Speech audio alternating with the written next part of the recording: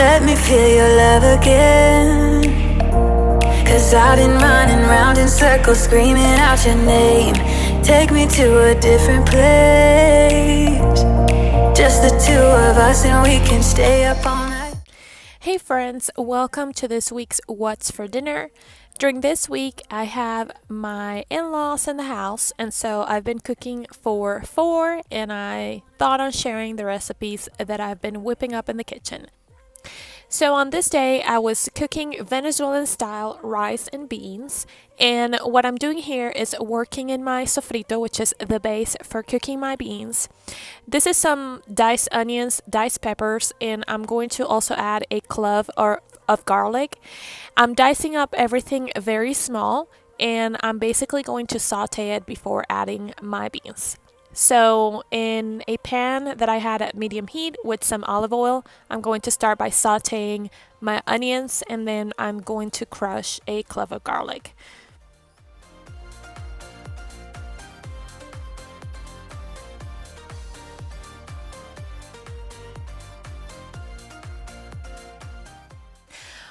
Once my onions and garlic look transparent, I'm going to add my peppers and saute that for a little while. And after that's sauteed, I'm going to add my canned black beans that I have drained and washed, and I'm going to mix it all up with my sofrito. And now it's time for the seasonings. This right here is 2 cans of black beans, and the seasonings I don't measure, but basically I'm adding salt, pepper, a little bit of water to cook it in liquid, cumin, a generous amount, a pack of chicken bouillon, Italian seasoning. I usually use oregano, but I was out. And now I'm going to bring the heat down and place the lid on and let it cook. Now I'm chopping off some green onions to start my rice. I really like the green onions in my rice. I saute them, and then I add the amount of rice that I'm fixing that day, along with the double amount of water and garlic salt. I bring that to a boil and then place the lid on, bring the heat down, and let it cook until it's done. And this is how my plate looks like. I also fried some plantains that day, and we like to eat them very toasty, but it was so delicious. On this day, I was fixing to make some spaghetti squash with spaghetti sauce. And in here, I'm slicing my squash to cook it in the oven first. Basically, I work with a paring knife and a chef knife. And what I do is that I start making some cuts with the paring knife, and then I basically do the entire slice with the chef knife. I find it's the most safe and easy way to do it, and I was literally having a hard time this day to cut this squash.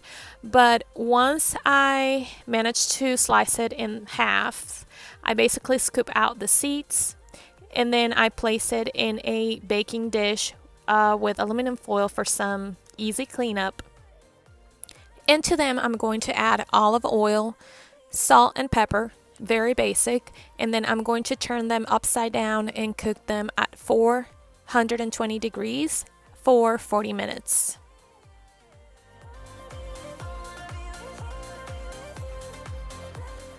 Once I have that going, I'm going to start my meat sauce, and in here I'm browning some ground beef. I'm going to drain it into a colander, and I'm going to place my meat back into my pan, and I'm going to season it with salt and pepper.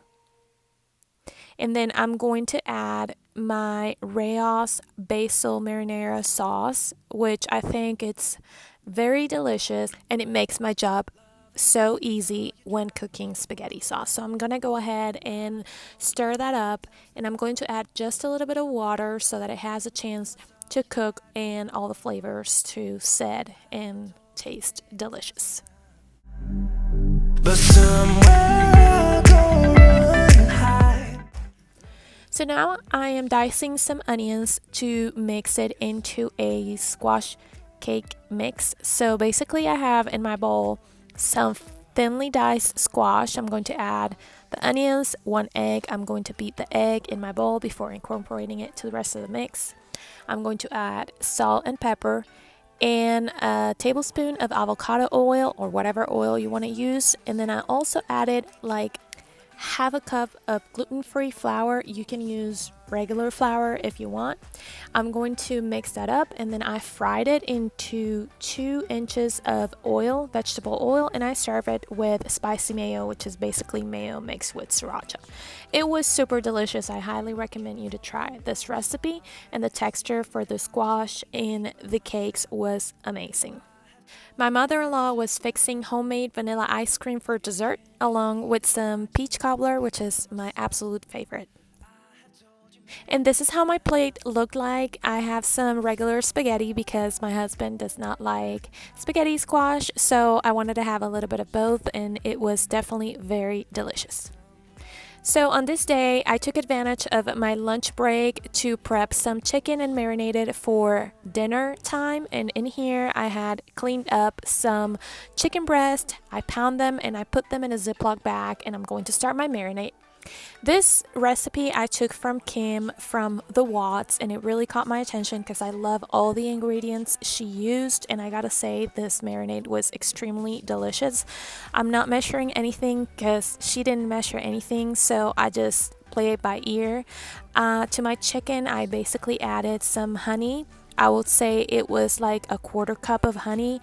I added 2 limes, and I'm including not only the zest of the lime, but the entire lime inside the Ziploc bag because why not? And then I'm going to add some Olive Garden Italian dressing. I did not measure this, I just added a whole lot. And then I close my bag and I try to massage my chicken so that all the ingredients can get very well mixed. I did this at 1 p.m. and then by dinner time, all those flavors were so delicious into the chicken, which we ended up grilling outside.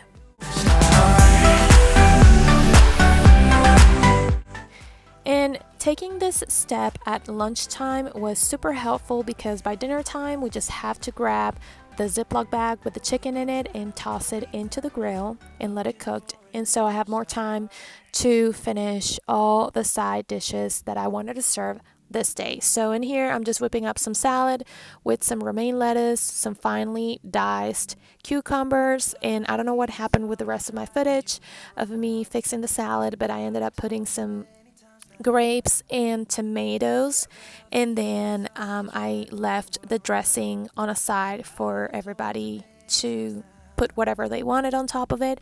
And then I serve it with rice and some green beans. The rice I cooked it the exact same way you saw me doing it at the beginning of the video, and the green beans we like to make them with some bacon grease.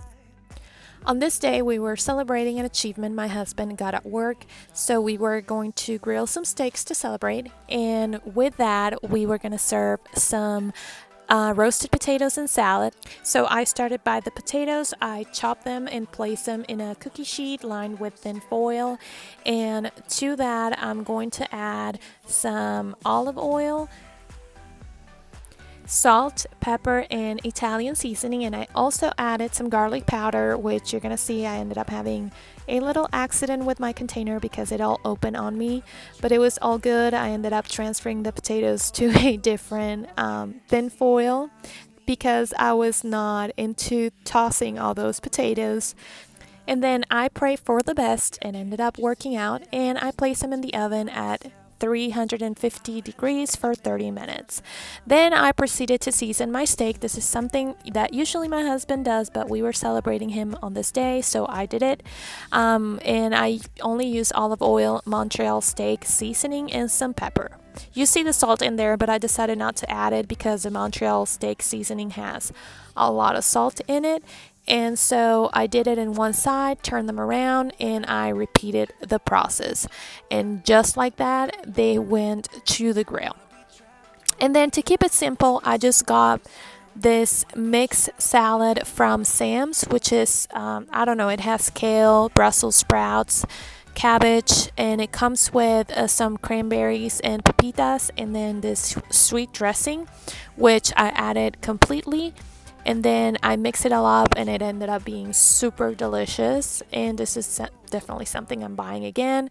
It was the quickest salad, and we did not have any leftovers of it, which I'm pretty happy about.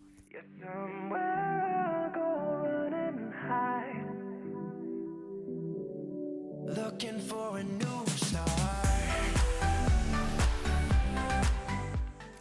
And this was my plate. This is definitely my favorite dinner of this week so far. Everything was just so delicious. So on this day, my husband was slicing some onions and peppers that he was going to toss in the grill, along with some fajita steak that he gets already marinated at the Hispanic market. I wish I could tell you what that has, but I can't, and it's absolutely heavenly. And on my end, I was whipping up some rice and beans. And for that, I'm working on my sofrito, just like you saw me doing it at the beginning of this video. Some finely diced onions, finely diced peppers, and a clove of garlic. I'm going to toss it all up on my heated oil. And I just want to add for the record that your sofrito can have so many vegetables as you want and as you can saute for flavor. But these are my basics whenever I want to have dinner on the table faster. I'm going to saute them, and then I'm going to add my Great Northern beans. These are 2 cans that I have drained and washed. I'm going to mix them all up, and I'm going to season them slightly different than what I do with the black beans, just salt, pepper, also Italian seasoning. Not as much as I do with the black beans. I'm also going to add a generous amount of cumin, a full pack of chicken bouillon, and then I'm going to add some bay leaves. I added a couple this time, and then some liquid for them to cook. I'm going to turn the heat down and cover it up with a lid and let it cook. This time you do have to be careful, because if you cook them for long, they can get mushy. Looking for a new start. Can't you see that I just need to be by myself? I have told you many times now. Yeah, can't you see that I just need to be by myself? I have told you many times now. But I also put my rice to cook. It is very important to bring the heat down once your rice started boiling. And then I decided to fry some plantains, and I'm going to show you this time how I did it. I'm basically peeling the plantain, and I'm having quite a little bit of a hard time peeling it because the plantain was not ready as I thought it was. So basically what you do when you have a green plantain that you thought it was ripe enough to fry is basically you fry it twice. So the process consists on, of course, peeling the plantain, slicing it, frying it in very, very hot grease. Once it's golden brown, you take it out, you pound it, and then you fry it again. If you don't do that second step of pounding it and frying it again, it's going to be very dry and very hard to eat. But if you do this twice, you're going to have the most delicious plantain chips at your table, and of course fresh because you cook them yourself.